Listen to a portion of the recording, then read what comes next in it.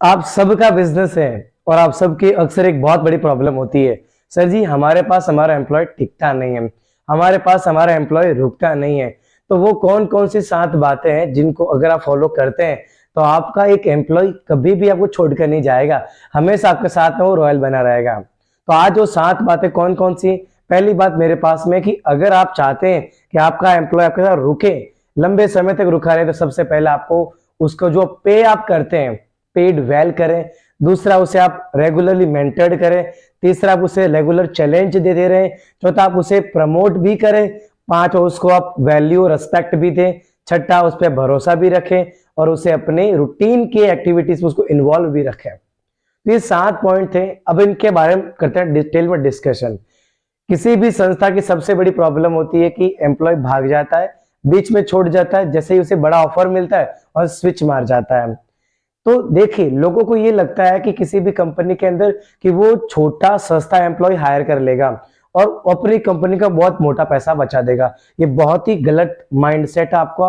अगर आप चाहते हैं कि आप बहुत बड़ा पैसा बनाएं तो आपको अभी से अपने फाइनेंशियल कैलकुलेशन ऐसे रखने होंगे कि आप एक परफेक्ट अमाउंट आप अपने एम्प्लॉय को दे सके, जिससे वो एम्प्लॉय की जरूरतें भी पूरी हो सके। दूसरी चीज, आप अपनी एम्प्लॉय की सैलरी से छेड़छाड़ ना करें।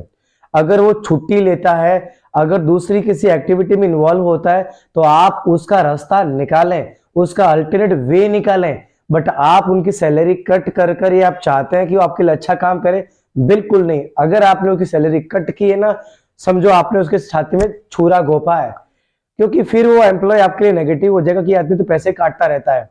तो आपको पहले पेड वेल करना है, उस आदमी की सभी आवश्यकताएं पूरी हो सके, सैलरी को ऑन टाइम करे, क्योंकि उस व्यक्ति की अपनी फाइनेंशियल इश्यूज हो सकते हैं, उस व्यक्ति की लोन होगी, उस व्यक्ति की ईएमआई होगी, घर का राशन होगा, बच्चों की फीस होगी। इसीलिए कभी भी आप अपने एम्प्लॉय की सैलरी में छेड़छाड़ ना करें। पहली चीज, आप उन्हें एक प्रॉपर आप अपने बिजनेस में सिस्टम बना लीजिए कि किस व्यक्ति की सैलरी क्या होगी।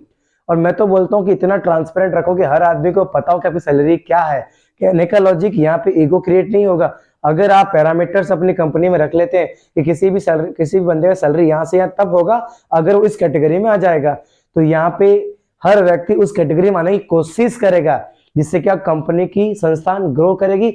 ओवरऑल आपको कमा के पैसा उनको देना है। होता क्या है, लोग बोलते हैं सैलरी कॉन्फिडेंशियल, आप बताओगे नहीं, आपको इतनी मिल रही, उसको इतनी मिल रही। इसका मतलब डेफिनेटली संस्थान पैसा बचाने पे दिमाग लगा रही है, एम्प्लॉय सस्ते में हायर कर रही है ताकि वो एम्प्लॉय उनके साथ में इजीली काम करे और उनका काम बन जाए। ये बहुत ही गलत माइंडसेट है। आप अपने एम्प्लॉय को कॉन्फिडेंस में रखें और बिल्कुल एक सिस्टम ऐसा बनाए कि हर आदमी को पता हो कि हर आदमी को पता हो सैलरी क्या है। दूसरा, मेंटर्ड। ये कॉर्पोरेट में दूसरी बड़ी प्रॉब्लम है। लोग मेंटर नहीं करते हैं, मेंटली टॉर्चर करते हैं। कंपनी का जो बॉस है, कंपनी का जो मैनेजर है, सिर्फ उसके ऊपर काम का बर्डन देता रहता है, ये भी करो, वो भी करो, फला करो, ढिमका करो। तो काम का बोझ डालना और उन्हें मेंटली टॉर्चर करना एक दूसरी बड़ी प्रॉब्लम है एम्प्लॉय को छोड़ने की। अगर आप अपने एम्प्लॉय को मोटिवेट करके रखें, उसे मेंटर करते रहें और उनको रेगुलरली इंसेंटिव प्रोवाइड करते रहें, तो आपका एम्प्लॉय को तुम कितना भी काम, यार बंदो काम, वो बंदा तुम्हारे पास काम करने के लिए आया है तो काम से थकेगा नहीं। पर तुम उसे ओवरलोडेड काम दे दोगे, पे से ज्यादा, जितना पे करो तो तुम कहीं ज्यादा उसको काम दोगे, तो फिर तो बंदा कहीं और जॉब ढूंढना ही है, वो आपके पास रुकेगा नहीं। आपके पास वो तब तक है जब तक उसके पास अच्छा कोई ऑफर ना आ जाए। तीसरा, चैलेंज। रेगुलरली आप अपने एम्प्लॉय को टास्क देते रहे, उन्हें छोटे छोटे टास्क देते रहे। आज आपको इतना काम करना है, डे रूटीन का आपकी टीम का टारगेट रहेगा, आज आपको अचीव करना है। तो चैलेंज देते रहे, क्या उसको एक एक फील होता है कि हाँ मेरे ऊपर ये टास्क है, मैं रिस्पॉन्सिबल बंदा हूं, मेरी रिस्पॉन्सिबिलिटी मुझे काम पूरा करना है। तो वो आप उन्हें देते रहे। चौथा, आपका अगर एम्प्लॉय बहुत अच्छा काम करे तो उसे प्रमोट करें, उनकी तारीफ सबके सामने उसकी तारीफ करें, उसे मोटिवेट करें, उसे प्रमोट करें। भी आपको लग रहा है कि ये बंदा बाकी लोगों से बहुत अच्छा काम कर रहा है, बहुत अच्छी पोजीशन पे है, तो उसको आप अगली एक सीट उसे जंप करवाएं, उसकी सैलरी में उसको एक जंप करें। तो प्रमोट करना पड़ेगा आपको। प्रमोट करने से ओवरऑल क्या होगा, एक पॉजिटिव वाइब्स क्रिएट होती है और बंदे के मन में सपना होता है कि मुझे इस कंपनी टॉप तक जाना है, तो उसके लिए एफर्ट करेगा आपके लिए। उसके बाद फिफ्थ पॉइंट मेरे पास में, वैल्यू। एक बड़ी मेजर प्रॉब्लम ये है कि साहब इज्जत नहीं मिलती है कंपनी में। नौकरी तो करते हैं पर कुत्ते की तरह उनको इज्जत मिलती है। ये भी जो वर्ड बोल रहा हूँ ये शायद आपको थोड़े बुरे लग सकते हैं, बड़ी सच्चाई है। हर आदमी अपने मन में ये वर्ड बोलता है कि मैं नौकरी तो करता हूँ, साला कुत्ते की तरह काम करवाते हैं। ये बिल्कुल सही है। तो आपको अपने एम्प्लॉय की वैल्यू करनी है, आपको अपने एम्प्लॉय की रिस्पेक्ट भी करनी है। आप उसे पैसा देते हैं, वो आपके लिए काम करते हैं, तो इसका मतलब ये नहीं है कि आप जो चाहे वो करेगा, बिल्कुल नहीं। आप उसकी रिस्पेक्ट दें, यानी उस व्यक्ति को उसकी जो मान सम्मान है, उसकी भावनाओं का, उसकी सोच का, उसकी कार्य के स्किल का, उसको टैलेंट का, उसे कदर करें। अगर आप कदर नहीं करेंगे ना, अगर आदमी बहुत टैलेंटेड है, आप उसे बहुत अच्छा पैसा भी देते हैं, तो कोई जरूरी नहीं है कि आपके पास रुकेगा। अगर उसे इज्जत नहीं मिलेगी, आपको कभी भी स्विच मार के चला जाएगा। छठा, वो है ट्रस्टेड, भरोसा। कई बार क्या होता है कि कंपनी की जो टीम के जो कोर मेंबर होते हैं, वो अपने सिस्टम में ही क्या करते हैं, पॉलिटिक्स खेलना चालू कर लेते हैं, अपने खुफिया मेंबर लगा लेते हैं और आपस में एक गेम खेलना चालू कर लेते हैं।